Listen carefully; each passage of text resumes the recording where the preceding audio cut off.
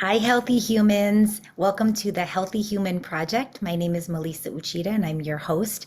And this is a place where we uh, are doing our best to take responsibility for our own health and happiness.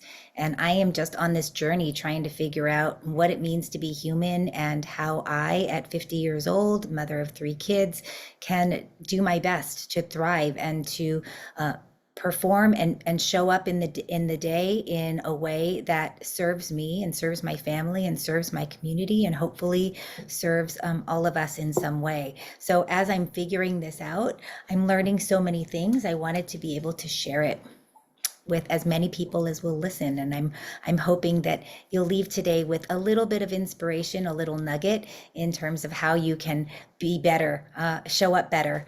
Today we're talking about resilience. And resilience, I believe that this is a necessary skill that all human beings need to learn and to develop.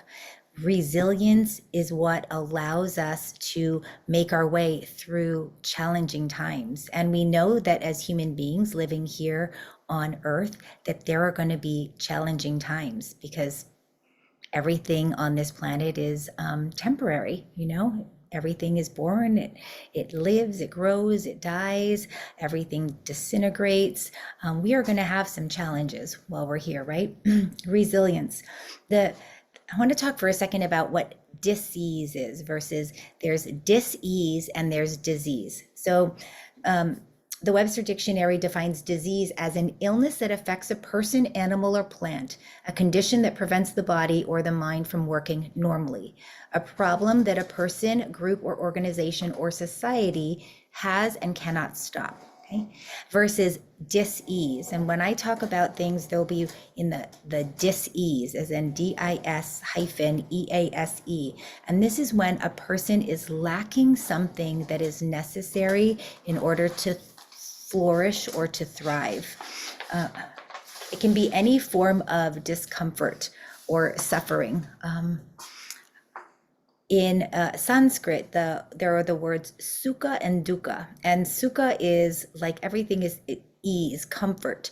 So I want you to think of a wheel, and when the wheel is like even a bicycle wheel, the wheel's rolling smoothly, everything is fine. It's sukha. It's easy. It just works the way it's supposed to. But if there is a spoke that's missing, if something is out of whack, if there's a when you when there's a spoke and then the wheel goes around and then it might be smooth for a little bit and then you get ba-bump and then it's smooth for a little bit ba-bump. Most of us have some kind of dis-ease. That is dukkha. That is when something is not quite effortless and we don't know exactly what that is. It might be something like a bit of anxiety or a bit of panic or a sick feeling here, or maybe it's a condition that comes and goes. So this dis-ease, this is what we want to be resistant to. So who's affected and why is it important? Well, the dis-ease. So I'll share with you one of my dis-eases that's come about recently. So I turned 50 this year and I'm in menopause and my hormones have changed, my energy has changed. I'm also coming out of a long period of grief and a whole transformation that's really made it so my energy is different. It's changed. It's very different than it was when I was 30 or 20, and still needing to get things done and having a lot of responsibilities. And this all is part of the dis-ease. So I was feeling a lack of the energy that I needed to get through the day, and I really wanted my body to feel good and to be able to do everything that it needed to do. So that was a dis-ease that I've been dealing with right now. So when we look at resilience and resilience against any dis-ease, just think of any discomfort that you might have. It could be a discomfort in your body, or it could be a discomfort in a relationship, or it could be a discomfort with a job, or where you are in life, just going, oh, I wasn't supposed to be here. All of that is considered dis-ease. There's something about the spoke, it goes around fine, and then you get to a little place where you're like, ba-bump, and you want to know, well, how can we be resilient to those types of diseases. So resilience, according to the APA, is the process and outcome of successfully adapting to difficult or challenging life experiences, especially through mental, emotional, and behavioral flexibility and adjustments to external and internal demands.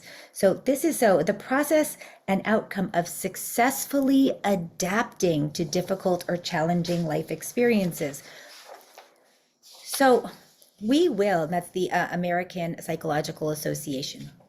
We will have these difficulties in life to different degrees, right? Everyone has challenges, but how we successfully adapt to them is what resilience is. So this is why we need to develop this as a skill, and we want to develop this in our children so that they have this as a skill as well. It's something, some people, yes, naturally have more resilience than others. And it's also a skill that we can grow and develop and strengthen. Think of bamboo versus the oak tree. Maybe you've heard this, right? The mighty oak is strong and solid, and it's like, I am strong, I am so solid, I've got this, I'm not going anywhere. And the bamboo, it blows, the wind comes, and it just it's kind of really flexible and adaptable. Well, in a storm, when the wind gets to be a certain speed, that oak tree is going to go over because it doesn't have any bend in it, whereas the bamboo is able to roll with it. Now, as human beings, we actually want both. We want the strength and the adaptability. That combination is a magic combination when it comes to resilience. So how do we learn that? How do we practice it? How do we teach it to our kids? Pema Chodron had a speech she gave to a graduating college class, and it's called Fail, Fail Again, Fail Better. And she talks about walking out to sea. And you're going out to sea, and the waves come up and they knock you over. And you get knocked down by the waves. And once you get to the bottom, you make a decision. You have the option to stay down or to stand back up. You stand back up and you keep walking. And the way she describes it is, as you keep walking, the waves seem to get smaller, because each time you face a wave and you get knocked down and you get back up, you gain more confidence. You gain more ability to go, oh, okay, I can do this. I continue. But now you have to want to keep walking forward. There are plenty of times that those waves knock us down, and it might take us a minute to decide, what do I want to do? And we might want to run back to the shore. But Pema Chodron's saying, if we know what it is, and this is really important too, if we know what it is that we want, or what our calling is, or what our purpose is, or what it is that we're walking toward, the waves don't seem that important. And I think that's a really important aspect of resilience too, is to know that we're going to talk about that in a second, about with our spiritual practice, is to know what the challenges are for, what the obstacles are for. We build our skill set of resilience just like we would with our muscles. So we want to work them and strengthen them in the same way that we would with our muscles. How do we do that? Well, we have to go through some challenges and some difficulties. It makes us stronger. And as a parent, I'll say this is tough, because as a parent, we want to protect our kids, right? We want them to have it easier than we had it. We want them to, we don't want them to get picked on in school. We don't want them to go through hard times. We don't want them to struggle in the same ways that we struggled. And yet at the same time, I have to say, some of the challenges I went through, and I went through quite a few, those made me incredibly resilient when the really, really, really tough stuff happens. I'm not sure exactly what the balance of that is, but there is an element of teaching our children discipline and sitting in discomfort. I'll talk to you about plants. So I started gardening. When my husband died 3 years ago, I started doing all this gardening, and I planted a bunch of things for him. And some of the plants grew really well. They thrived, and it was fun to be able to see these different plants and how they flourished and how they flourished. And some of them didn't. Some of them I had to move different locations, and it's fun. You can move a plant 3 feet, and the amount of sun, the amount of water, each plant has a different requirement for what it is that it needs for it to thrive.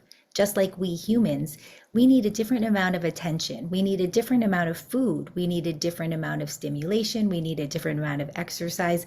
We need different things for us to thrive. We need different, some need more positive reinforcement, and others might do well with more of like the tough love.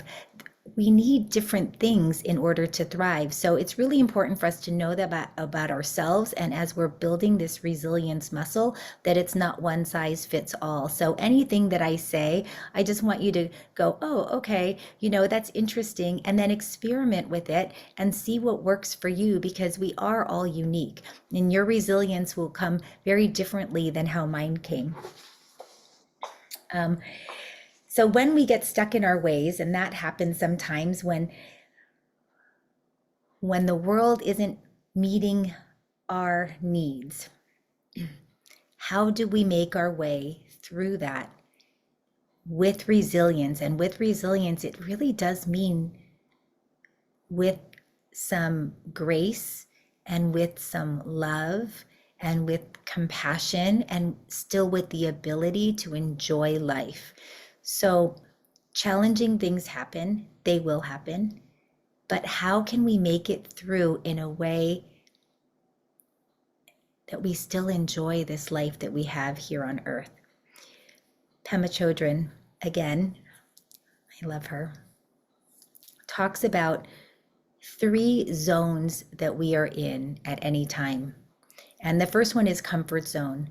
When we're in comfort zone, that is like when life is going great, everything is smooth, everything is in the sukha state. It's just life is easy. You have what you need. It's not hard. It's great. Most of us want to live in comfort state, but learning and growth don't happen there. Spiritual growth doesn't happen in the comfort state. Expanding doesn't happen in the comfort state. We kind of are just there. So it's a nice place to go for a rest or vacation to recharge, but it's not actually where we do the expansion. The second stage is called challenge stage, or the learning zone. So this is when there are some challenges, there are some obstacles, you have to work, you have to grow outside of your own comfort zone, and you learn how to adapt.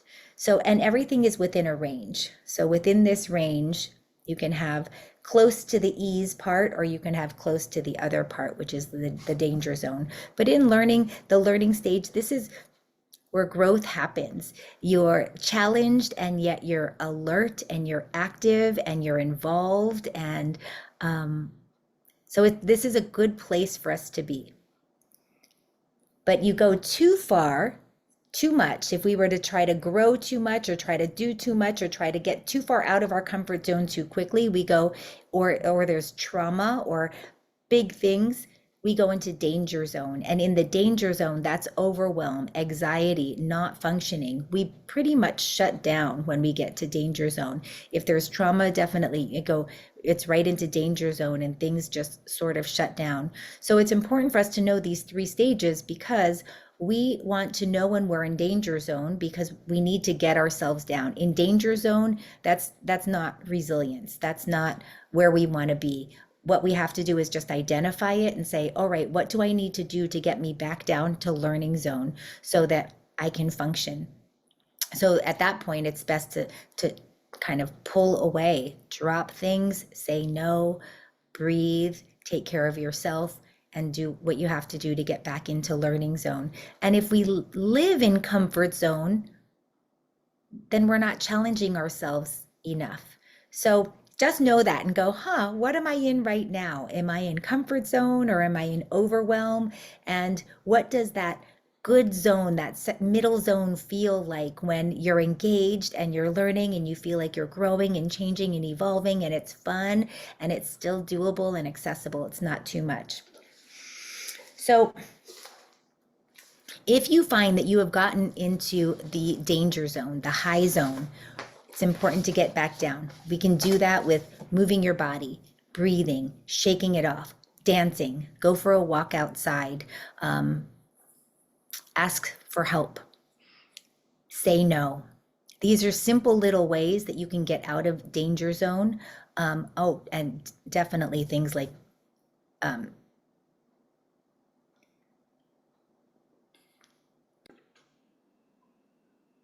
definite things like naming something, mindfulness practices, being in the same place as your body. So it might be something like, if you feel like you're really in panic, I used to sit down on my bathroom floor because it was cool and cold, and I would say, I feel the floor. I feel the floor. The floor is cool, it's cold, or splash water on your face. I feel the water. You might even look at something. I see a stool, I see a pen, I see a book. Watch a candle flame. That was really helpful for me when I was really in the midst of my trauma. So how can you do that? Then other mindfulness practices, of course, are like yoga and Tai Chi. I want to talk for a second about resilience and resistance because they seem so similar and yet they're so different, and we could get stuck there. So we talked about resilience, right? Resilience, adapting to the changes that are happening regardless, through any challenging events, adapting to it. Resistance is when we oppose. So resistance is actually opposing something, like you're going up against it. It's the act of resistance refers to the act of opposing or withstanding something. And this is so important. What we resist persists. You've probably heard that, right? So when we resist something, that means we're opposing it. We're putting energy into it. Automatically becomes like this, where you go against each other. And so I mean, I find myself doing that sometimes and I go, why is it getting worse? I want to just react. And when I resist against something, I feel it right away. I'm like, oh, and then you know what happens? Of course, right? As soon as we resist against something, they're going to push back, then you're going to push back, then they're going to push back, and then it escalates and it just gets bigger and bigger and bigger. What you resist persists. So we don't want to resist things. We actually, it sounds so simple and it's so not, but we want to let things go. We want resilience without resisting. There are a couple of really big things, I think, for differentiating resilience and resistance and how we can be resilient without resistance. One of the really big things is accepting what is. So when we resist something, we're trying to say, this shouldn't be. We know it shouldn't be. This shouldn't be, and we need to make it different. And we focus on this isn't what it should be. We can't be resilient when we're in resistance because we're so busy trying to change what is. When my husband died, I kept saying, this shouldn't be. How is this possible? This cannot be happening. This isn't real. I tried everything to resist it. I did denial, I did rewinding, I did begging, I did like just trying to will it with my mind to rewind time. And when we resist what is, we get stuck there. So what's really important And this is not, there's no timeline for this, because everyone has their own timeline when it comes to accepting what is. But when there's something that we don't like, or there's something that we don't understand, or we can't comprehend, or it's not fair, it's not right, and it can be so wrong. At some point, if we are going to be resilient, we have to accept what is. We have to, I have a teacher, my grief teacher, my teacher, David Kessler. He's a grief expert, and I call him an earth angel. Helped me so much get through and to learn from my grief. And he would call it magical thinking. It's magical thinking that we can have we can change something that can't be unchanged. And when we try to force something to be different than what it is, we get stuck. We end up going around in a cycle over and over, ruminating, rethinking. The anger, the resentment starts to build and it increases. We're fueling it. We're actually feeding it because we haven't accepted what is. Because what is so terrible and it's so wrong that we won't let ourselves accept it. And when we get stuck there, that can last for months or years or decades. And that's no way to live. It's just not a good way to live. It sucks out our joy and our happiness, and we become so fixated on what is not the way it's supposed to be, what we feel it's supposed to be. And that's something I don't want for anybody, you know. So the sages and most of us know, right, that there is this world that we live in. It's this 3D world. We call it life on earth, the things that we can see, taste, smell, touch, and feel. And those things, everything that we can experience with our senses is temporary. In Sanskrit, the word is prakriti. Prakriti means nature. Anything that is in nature is temporary, and therefore it's not permanent. On the other hand, we have Purusha, which is the eternal, the invisible, what we don't see. You could call this spirit or source or God, but we have the yin and the yang. We have the prakriti, which is the nature, all of the plants, all of the buildings, all of us, all of the trees, all of the animals, all of even the rivers.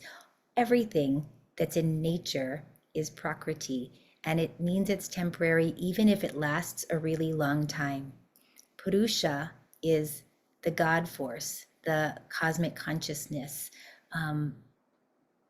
what lasts forever. It's eternal, it's omnipresent, it's everywhere. Our spiritual practice reminds us that there is a temporary and there is a permanent, and therefore what is temporary is not the only reality. So this material world that we live in here on earth, this life is not the only reality. There is another reality that exists outside of time and space. It exists outside of this human body, and it exists forever. When we can remember that, it helps us to be able to accept those terrible things that we don't want to accept. It allows us to be able to accept and even embrace this reality that sometimes we can say, this is so hard, I don't know what to do. Purusha and Prakriti. Viktor Frankl, probably know Dr. Frankl. He wrote Man's Search for Meaning, about his experience in concentration camps. And he described a woman who was about ready to die. She knew she would be dying within a couple of days. And he said she was still cheerful. And he said, "What? Well, why are you so, what? Why?"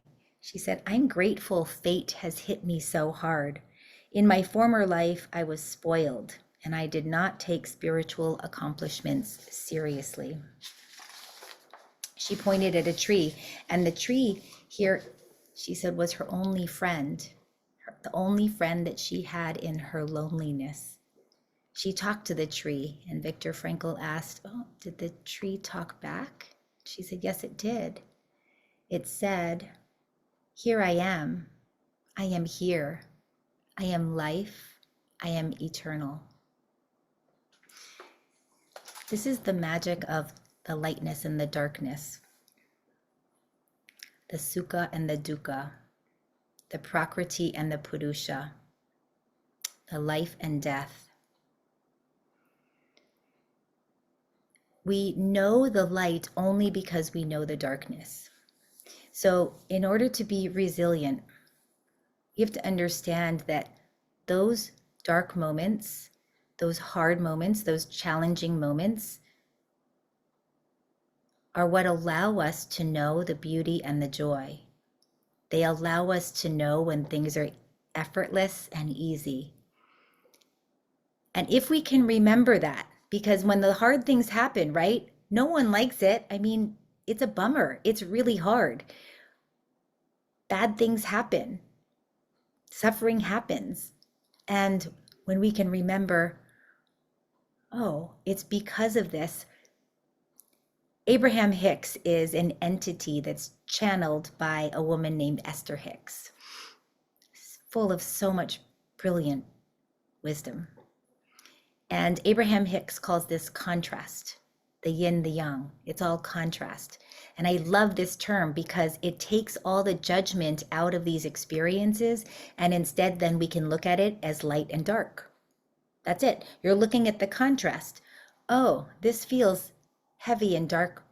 I understand. So this is a darker experience. And because I know that this is darker, I now see how light this is. You know, just like this woman said, I was spoiled. I didn't know. I feel like this too. I feel like before my incorporated into everything that we do, if we start to look at ourselves in terms of these 5 domains, life will change. Because dis-ease, the discomfort that we feel, it can't be fixed in just one of the domains. Shouldn't say fixed. It can't be changed just by changing one of the domains. It usually takes some tweaking in a couple of different domains. So let's go into, oh, I want to tell you a story first about Michael Jordan. And this you probably know, but when we look at resilience, and Michael, you go, he's the best of the best. Of course he's resilient. He knew he was the best of the best. I mean, part of it, yes. But there was a lot it took for him to get there. And he would say, my attitude is that if you push me towards something that you think is a weakness, then I will turn that perceived weakness into a strength. So that's what we're doing, is we're taking our perceived weaknesses, those perceived dark times, those perceived hard times, and we're turning those into strengths. So everything that we go, oh, this is such a bummer, or oh my gosh, I can't believe this happened, or whatever, however terrible it is, however hard it is, however a struggle it is, we're going to turn it and have the mindset, I'm going to turn this into a strength. We need physical resilience. So physical resilience, that requires getting good sleep. That's one of the biggest and most important things that so many people lack. Getting good sleep. Give yourself a bedtime.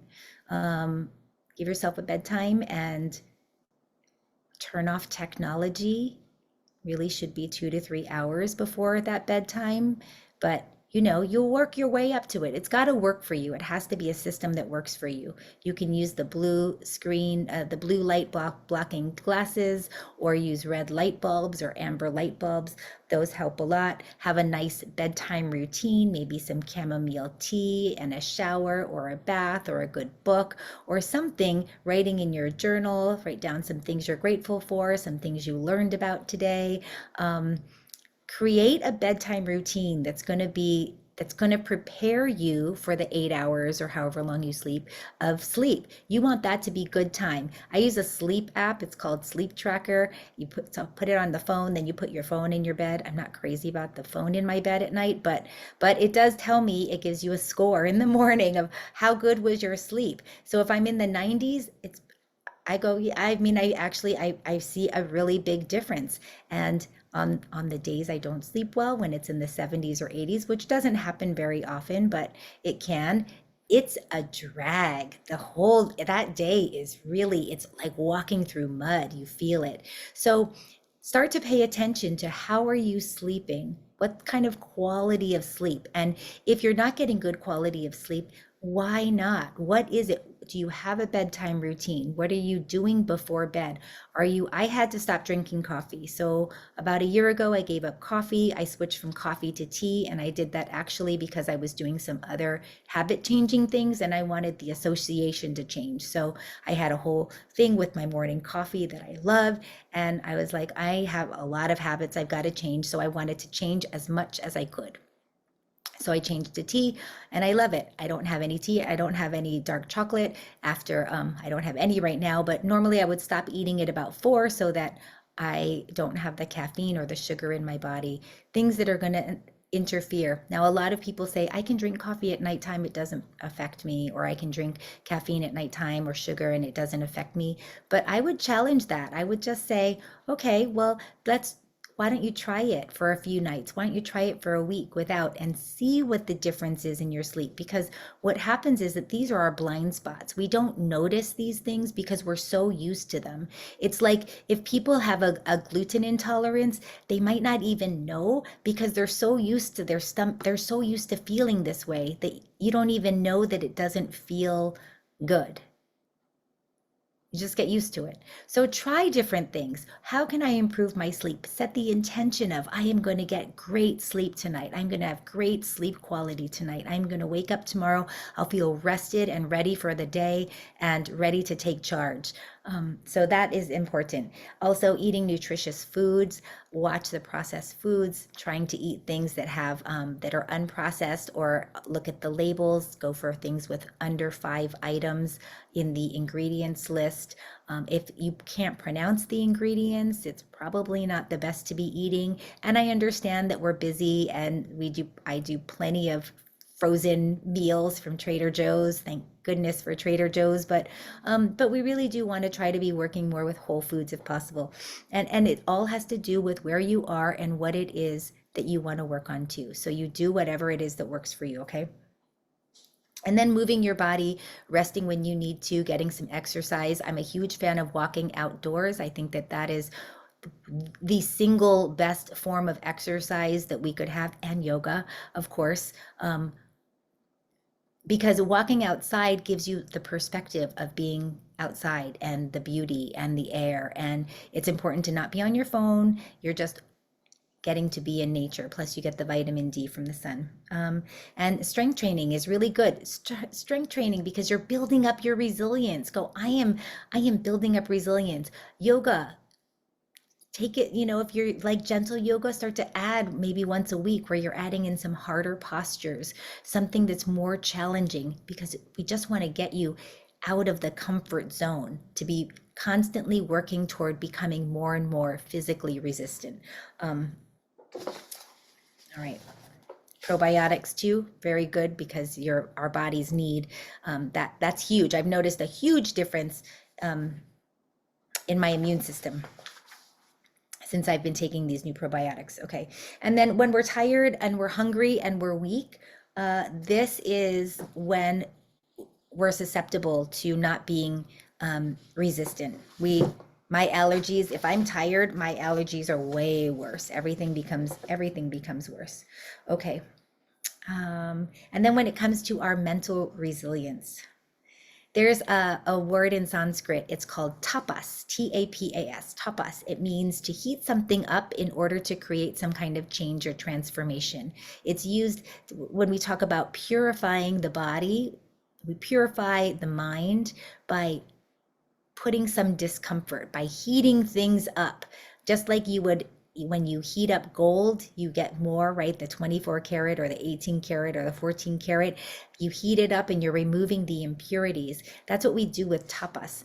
And tapas is a way that we can mentally add this discipline to create resilience. So, what are ways that we can practice tapas? What are ways that we can train ourselves? One is fasting. So, to fast for a day or to fast for a few hours or to fast for, you don't want to fast for more than a day or two. Well, I'm not going to say anything about that, but we'll do a whole new episode on that. But to go a period of time without food, our body actually needs to uh, rest from digesting. Digesting takes a lot of energy. So we need a break from it. And we're in a world, or at least here where I am in the United States, uh, and I'm in a world where food is accessible all of the time. And so it's so easy to get into the habit of eating all of the time and eating whatever you want.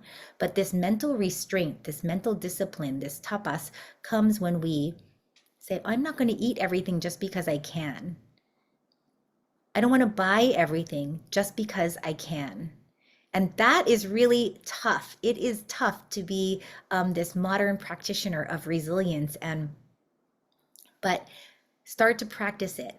Oh, it's some restraint. Oh, I'm going to eat within these hours. Oh, I'm going to, I'm not going to buy something with a click of a button. Instead, I am going to write it down on a piece of paper, and once a week I can do an order. Um, Sometimes we go too far. We try to make the jump too high, and we have to bring it back down because we'll self-sabotage if we do that. I'll tell you about a story. I went to New York, and I was a part of this group. It was a personal development weekend seminar, and we had to go off to a restaurant and get to know each other, and we had some assignments we have to do over lunch. So we went into a sports bar. Now, I am one of these super sensory people. I didn't know this when I was growing up and young. I didn't realize that I was a sensory person with what you might call like a sensory processing and intuitive. So lots of loud noises and busyness. It's overwhelming for me. So we're in this sports bar and there are like two games going on. So there are TVs everywhere. There's people cheering. They're yelling at the TV there and two different games. And I was like, and so I'm sitting at a table with 15 people and I'm leaning in, trying to listen, and it's so overwhelming. And I feel myself just getting mad. I was getting frustrated. I couldn't hear. It was too much. And I just felt myself shutting down. And I said, would it be okay if we found a different restaurant? Because I cannot focus. I can't hear you guys. And I'm starting to get really antsy. And the woman who was like our team lead, she said, okay, do you want this to control you, or do you want to work on this and get over it? And I said, what? What do you mean? Work on this and get over it? And she said, yeah. How about because I said, no, let's go. I want to go. And she said, let's work on this and get over it. So you won't be held hostage by situations like this. And I said, yeah, well, good luck. Try. Okay. So she leaned in really close. All this noise is going on. And she said, just look me in the eyes and listen to what I'm saying. It's just you and me. Listen to what I'm saying. What happened was all of the sounds, all of the game and the cheering and the distractions and the many, many, many voices faded into the background, and I was able to maintain eye contact with her and to look at her and to hear what she was saying and not be overwhelmed. Now, this was huge for me. I am a person that when I would go to the clubs with my friends, when I got overwhelmed, I would leave. I had to leave. I would be like, you guys, I've got to go now. Like, I can't, because I just get to the point where it's too much. I had missed out on, not missed out, but that was something that affected me quite a bit, uh, this overwhelm and not being able to focus on what I needed to focus on. I wanted to change the external so that I could be okay internally. And what I learned was I can be okay internally without having to do anything out there. And that was really cool. So as we work on our mental resilience, just know sometimes it's going to be okay, it's just you and me. And you might even do this in the mirror. I do. I've done this. It's you and me. We got this. We got this. It's just us. All of that stuff doesn't, it's just right here. And we got it. So start to build a relationship with yourself. You're like, yeah, we got this. We're a team, okay? Energetically, when it comes to energetic resilience, this one's a little harder. I've found that it's harder to discover and to do something about. So we are energy. We have a vibration and we emanate that vibration. And when our energy gets depleted, whether we're tired, whether we're hungry, whether we've done too much, we overexercised, we overextended ourselves, we said yes to too many people, we don't have boundaries, we can get drained and depleted. Maybe even spending too much money. That's a big one. Overspending can really drain you, or being surrounded by clutter can really drain a person. Being around negative people can really drain our energy. So it comes to just starting to pay attention to when you don't feel like you've got a lot of energy. Go, wow, I feel really depleted. I notice I'm cranky. I notice I'm impatient. I notice I just want to go back to bed, or I just don't want to talk to anybody. And you start to notice, what was I doing? What was I doing over the last 24 hours? It could be something you're eating. What did I eat? How much did I sleep? Was I with? What did I watch? Now, this is a lot. I'm giving you a lot of things. You don't have to do all of it, but you might pick one or two things and say, oh, yes, okay, I see. I can increase my energy by plugging some of the holes of where my energy is being let out. So imagine a bucket, okay? We've got this bucket of water, our bucket of energy, and we have all these holes in the bucket. We're leaking energy. So what we do is we start to pay attention to where those leaks are, and then we're just going to plug them up. Plug them up with some boundaries, or with some no's, or with some schedules, with some habits, with some structures that will support that. When it comes to relationships, our relationships also can drain us or can empower us and inspire us.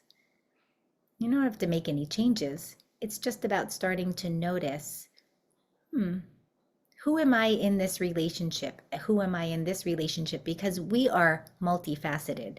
So we actually are kind of like shapeshifters. Most people sort of change a little bit depending on who they're around. They might change slightly. So you just start to notice, who am I? There are some people that might bring out the best in you, and where you feel like I can do anything. And there are other people where you might just feel pathetic after being around them. So that's important to know and to pay attention to. Okay. Keep fresh flowers in your house. That's a big one. Fresh flowers in the home lift mood. And that's a simple one. Okay, that's one of my favorites. They bring about psychological well-being. And in our environment, surround yourself with some things that inspire you. Surround yourself to build resistance. I'm also going to say post-it notes on the mirror. I am a huge fan of affirmations, affirmations that are believable and supportive and that work for you. Affirmations, just put them up. I am resilient. I am healthy. I am strong. I am adaptable. I have what I need to successfully get through any challenge. And tell yourself every day, I am resilient. I am healthy. I am strong. I am adaptable. I have what I need to get through any challenge. And you feed yourself environmentally through the environment with things that are going to support you as you build your resilience. I'm going to tell you a fun fact. Fun fact, there are over 300 species of octopuses. They have 3 hearts, no bones, blue blood, and big brains.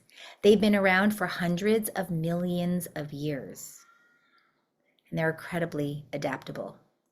So we can learn quite a bit about adaptability and resilience by, there are some great films on octopus.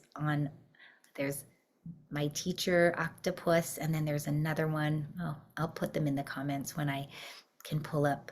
But they can hide from predators. There's one octopus that changes shapes and it changes textures and colors 150 times a day. It looks at something and it instantly becomes it. It instantly looks like it, camouflages it. And it does that 150 times a day. It's absolutely amazing, these creatures. So there's your fun fact. I want to end each podcast with a fun fact so that you really learn something. All right, I'm Melissa Uchida. Great. And I will see you next time. Thanks. Bye.